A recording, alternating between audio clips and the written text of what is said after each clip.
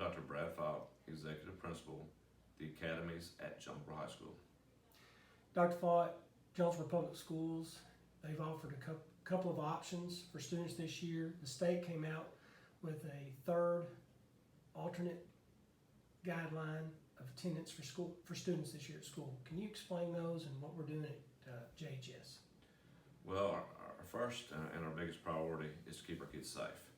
And for us to be able to social distance our students, options are good. Also gives parents options to keep their children safe, give us a more traditional feel at school. But the state has given us the option of having an alternate day instruction.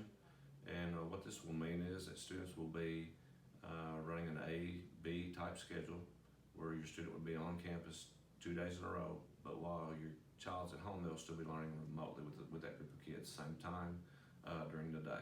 So it just gives us a real good option to keep our kids socially distanced and keep our kids safe at school. So how's that compared to traditional, or what we've also referred to as blended learning? What's a little bit different, because it's more like, I would call it remote learning. You know, our kids are still gonna get up at 8 o'clock, they're gonna log on, they're gonna do the same work that they would do if they were at school. Also gives our students a little accountability because they're gonna see the teacher in 2 days. So the teacher will be able to keep up with, and they'll be able to get some individual help from teachers if they're struggling with something. So traditional, when we say traditional, we're saying a student comes to school 5 days a week, every day.